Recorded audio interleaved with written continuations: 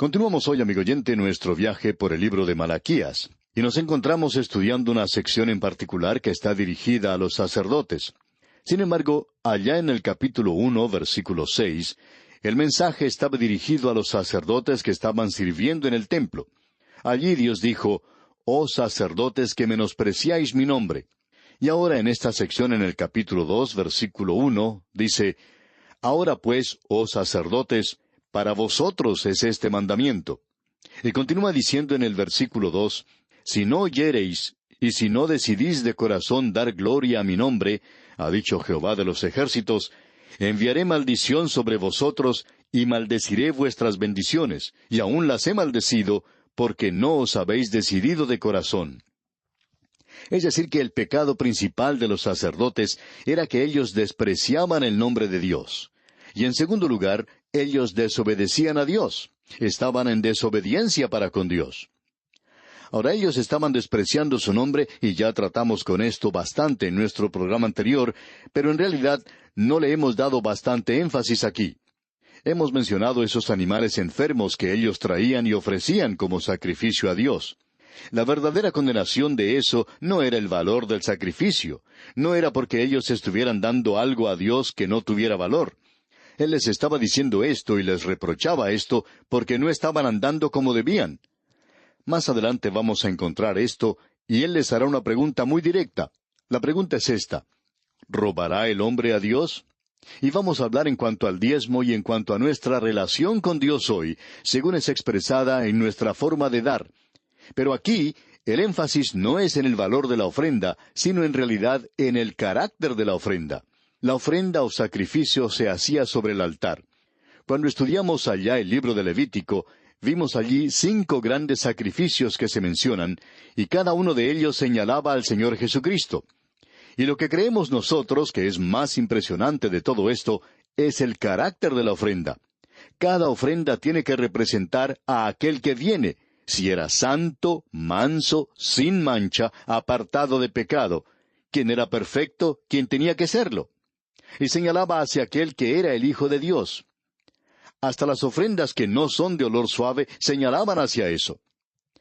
Ahora, la forma en que ellos estaban despreciando el nombre de Dios es que ofrecían a Dios un sacrificio de un animal enfermo, un animal que no era perfecto, y eso no señalaba hacia el Señor Jesucristo. Es lo mismo que ocurre hoy cuando hacen algo demasiado grande en cuanto al Señor Jesucristo, como esa producción cinematográfica que hizo Hollywood en 1973 con el título de Jesucristo Superestrella, que no fue otra cosa sino una blasfemia contra el Señor Jesucristo. Es verdad que el mundo no puede olvidarle, pero ellos no piensan correctamente en cuanto a Él. Y hasta cuando uno llega a pensar correctamente en cuanto a Él, uno está equivocado en cuanto a todo lo demás, porque es tan importante. Y cuando nosotros no pensamos correctamente en cuanto al Señor Jesucristo, le menospreciamos. Y Él ha sido menospreciado en los libros y en obras teatrales y aún desde el púlpito liberal. Ellos están despreciando el nombre de Dios. Y esa es la razón por la cual hoy se escucha hablar de manera ligera como quienes dicen, me lo hizo hacer el diablo. Bueno, amigo oyente, fue usted quien tuvo esa vieja y maligna naturaleza. El diablo no le empujó a usted a hacerlo. Otros piensan que Dios les castigará. Dios no está corriendo detrás de la gente tratando de castigarles como el padre castiga a sus hijos. Él no está haciendo eso. Y amigo oyente, nuestro Dios es un Dios misericordioso, y Él castiga el pecado, y Él va a juzgar el pecado. A Él se le llama el Dios terrible. Ahora, ¿qué es lo que quiere decir con eso? Que Él inspira reverencia. Él es un Dios reverendo, que debe ser respetado, y tiene que ser alabado, adorado. Él tiene que ser glorificado. En cierta ocasión, hace ya mucho tiempo, se presentó por la televisión una ópera de rock and roll, y creemos que era como una misa, y no era otra cosa sino alabanzas a Dios. Algunos dicen que la misa ya no tiene mayor significado. Bueno, no interesa si lo tiene o no. Lo importante en esto es que era pura alabanza a Dios. En el día de hoy no tenemos mucha pura alabanza a Dios, aun en las iglesias llamadas fundamentales. Y eso es lo que sucede. Me despreciáis, dice Jehová de los ejércitos. Y esta es una condenación de la iglesia, y todos los creyentes son sacerdotes en el presente. Así es que esto es un verdadero mensaje para nosotros en esta hora presente. Ahora aquí tenemos desobediencia. En el versículo 1 de este capítulo 2 de Malaquías leemos, Ahora pues, oh sacerdotes, para vosotros es este mandamiento. Y veamos lo que nos dice ahora el versículo 3. He aquí yo os dañaré la sementera, y os echaré al rostro el estiércol de vuestros animales sacrificados, y seréis arrojados juntamente con él. ¿Qué es lo que quiere decir con esto? Bueno, en esa época en particular ellos estaban teniendo cosechas abundantes. Y usted recuerda que los sacerdotes recibían un diezmo de la cosecha, ya sea trigo o la cebada, o en el tiempo de verano eran las viñas, 1/10 parte era dada al Señor. Y Dios dice, yo os dañaré la sementera. Ustedes no recibirán el diezmo que han estado recibiendo. La provisión abundante de ustedes ya se acaba. He aquí, yo os dañaré la sementera y os echaré al rostro el estiércol. Debemos recordar que se daba a los sacerdotes todas las entrañas de los sacrificios, hasta los intestinos se les daba a ellos. Y por supuesto, el estiércol estaba allí. Todo eso era rechazado, eso nunca podía ser ofrecido como sacrificio. Por tanto, Dios está diciendo que iba a echar al rostro de ellos el estiércol. Y amigo oyente, este es un lenguaje bastante corriente y claro. Dios dice, yo voy a frotar sus narices en eso. Y cuando suceda eso, ustedes no servirán en mi altar. ¿Por qué? Porque no puede acercarse allí ninguna cosa inmunda. Y ustedes van a estar inmundos cuando eso tenga lugar. Amigo oyente, el lenguaje que Dios utiliza aquí es bastante fuerte, por cierto. Luego dice, el estiércol de vuestros animales sacrificados, y seréis arrojados juntamente con él. Es decir, que ya no van a poder servir allí más. Y el versículo 4 continúa diciendo, y sabréis que yo os envié este mandamiento para que fuese mi pacto con Leví, ha dicho Jehová de los ejércitos. Vamos a echar una mirada a este pacto con Leví. Primero tenemos los versículos 5 y 6 de este capítulo 2 de Malaquías. Mi pacto con él fue de vida y de paz, las cuales cosas yo le di para que me temiera. Y tuvo temor de mí, y delante de mi nombre estuvo humillado. La ley de verdad estuvo en su boca, e iniquidad no fue hallada en sus labios. En paz y en justicia anduvo conmigo, y a muchos hizo apartar de la iniquidad. Veamos ahora la razón por la cual Dios eligió a la tribu de Leví. Si vamos a la historia, podemos ver que Leví era uno de los hijos de Jacob. Usted nunca elegiría a este hombre, porque él nunca hizo nada para recomendarse a sí mismo ante Dios. Y cuando Jacob moría, usted recordará que él llamó a sus 12 hijos a que le rodearan al lado de su cama, y declaró profecías en cuanto a cada uno de ellos. Y puso a Simeón y Leví juntos. En Génesis 49, versículos 5 y 6 leemos, Simeón y Leví son hermanos, armas de iniquidad sus armas. En su consejo no entre mi alma, ni mi espíritu se junte en su compañía, porque en su furor mataron hombres, y en su temeridad desjarretaron toros. Ellos pensaban que la razón de ellos era justificada porque se debía a lo que ocurrió a su hermana, pero ellos eran asesinos. Y es sorprendente ver que Dios les eligiera. Ahora, en el versículo 7 del mismo capítulo 49 de Génesis leemos, Maldito su furor, que fue fiero, y su ira, que fue dura. Yo los apartaré en Jacob, y los esparciré en Israel. Ahora, ¿cómo esparcirá a Leví? Bueno, llegarían a ser la tribu sacerdotal. ¿Y cómo pueden ser la tribu sacerdotal cuando Leví era tal clase de persona, un asesino? Sin embargo, Dios eligió a su tribu. Bueno, después de eso, de este hombre, vino una de las tribus de Israel. Ahora, cuando uno llega a la época de Moisés, se encuentra con algo completamente diferente. Moisés ahora, en su lecho de muerte, reúne a las tribus a su alrededor, y lo que en el momento de la muerte de Jacob eran solamente 12 hombres, ahora probablemente son 1,000,000 o más alrededor de Moisés. Y él estaba dando una profecía a cada uno de ellos. Esto lo encontramos allá en Deuteronomio capítulo 33, versículos 8 al 11, y allí leemos, A Leví dijo, Tu Tumim y tu Urim sean para tu varón piadoso, a quien probaste en Masa, con quien contendiste en las aguas de Meriba, quien dijo de su padre y de su madre, Nunca los he visto, y no reconoció a sus hermanos, ni a sus hijos conoció, pues ellos guardaron tus palabras y cumplieron tu pacto. Ellos enseñarán tus juicios a Jacob y tu ley a Israel.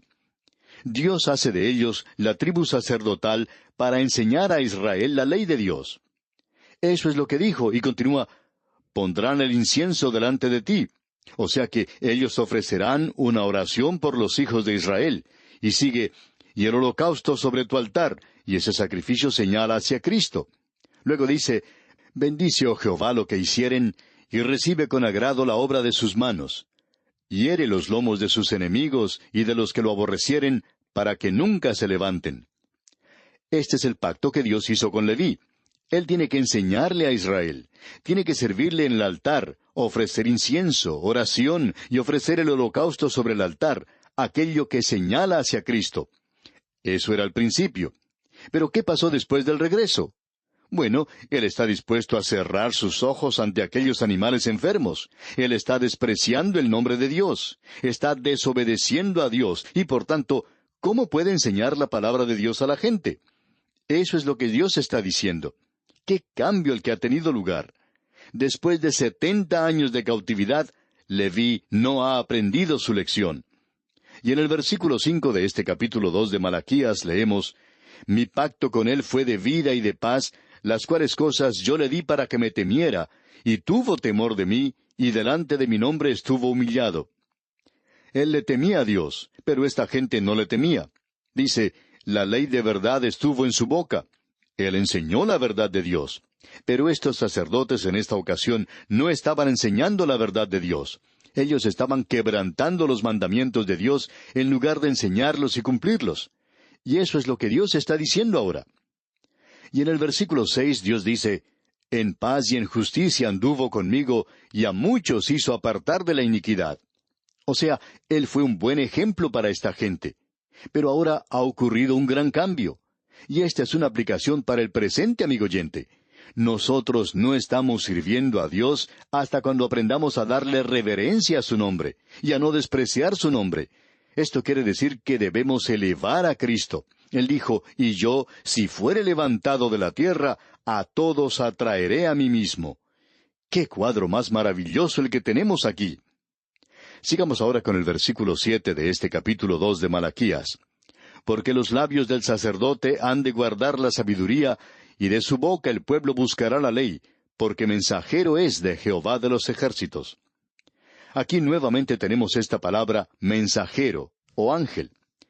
Y Leví, o los sacerdotes, deben ser los mensajeros de Jehová de los ejércitos. Y cuando lleguemos al libro de Apocalipsis, veremos allí el ángel de la iglesia en Éfeso.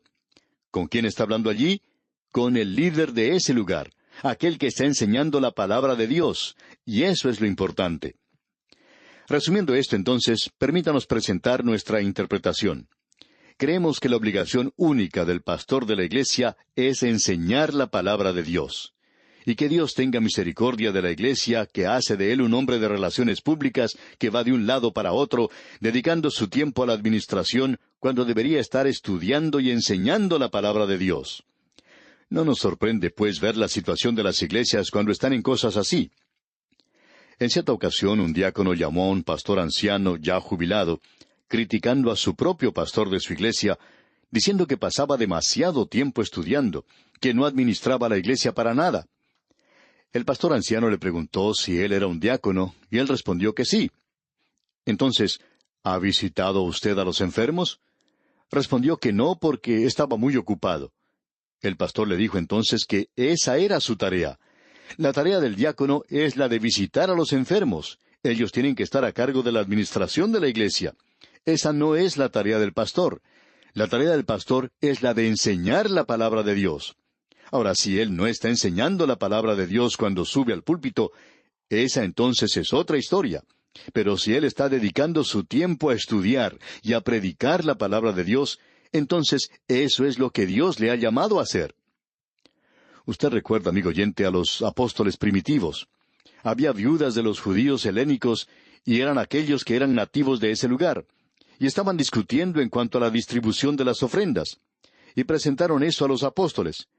Y ellos hicieron un trabajo maravilloso. Dijeron, ustedes nombren diáconos, y nosotros nos dedicaremos a estudiar la palabra de Dios. Y eso es importante, amigo oyente. El autor de estos estudios bíblicos, el Dr. J. Vernon McGee, decía que él se encontraba en una posición de privilegio porque había terminado su ministerio dentro de la iglesia.